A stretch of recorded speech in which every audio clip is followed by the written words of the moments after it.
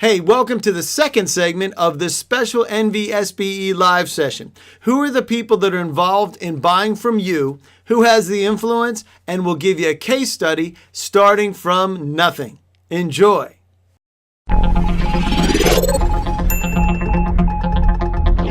That is the key to being successful in the federal marketplace. So with this, we're going to look at the three folks that are involved, and incumbents already know the right people. On that opportunity matrix that you have, these are the people that are behind that. So who are these people? We're going to go through this real quick. What do they do? How can you get to them? Talk about some tactics and capabilities, the things that we do, and what do they need from you in order to make a decision of whether you bring value to the table. Because they're already buying from other people that do what you do. That's the cold hard truth. So if that's the case, then we need to give them a reason of what and what do you need to do to be able to get that across. So who has influence on this, and what do these abbreviations mean? Not that you need more abbreviations in the federal space or acronyms, but this is it. So you have administrators, that's AD, program managers and project managers, that's the PM. And then you have contracting officers and technical representatives. Each one of these have certain levels of influence in the opportunity. When it comes to, we were talking about VA, right? This happens across other agencies too, but just use VA as a particular example. These are the folks that give you political cover. They're the C-level people, SES. If it's administrator, they can even get you cover into the C-level folks and the SES folks and the directors. But these are the people that can give you cover down through the food chain. And that's something that we really do need in order to be able to exercise a top-down sales approach or exercise our ability to answer the question of why they should talk with us. Right? Why are we of value? If I met with Bob McDonald and Bob McDonald said I should talk with you and you're the senior executive service, that's what SES stands for, then chances are they're going to take that meeting. Chances are. Right? So we want to give them a reason of why they should meet with us. So let me give you a case study on this exact process and how we utilize it. So here we started with a client a year ago, almost to the day. No federal business, no past performance.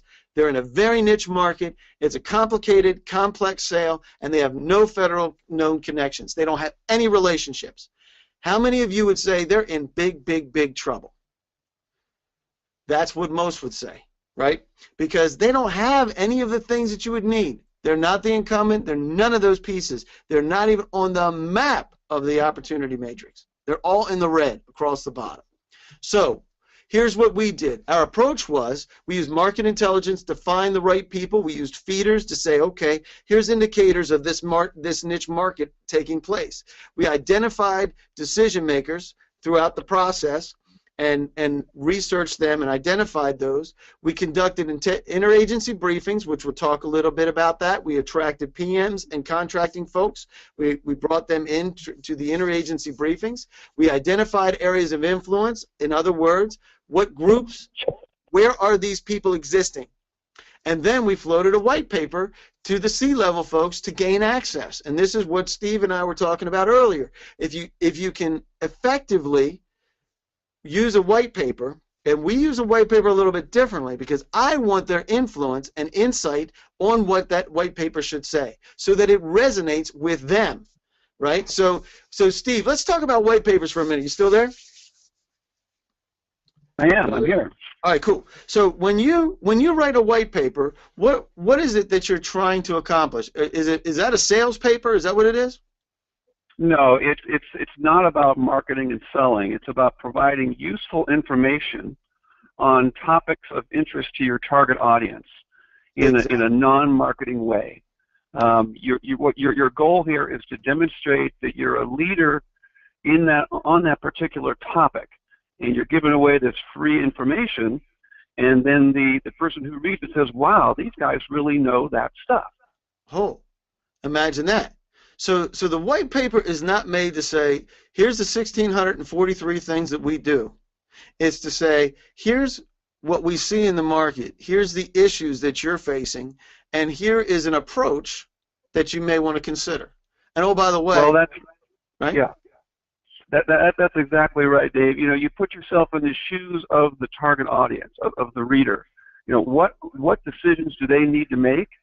and what information do they need to help make some of those decisions or to learn more about a topic.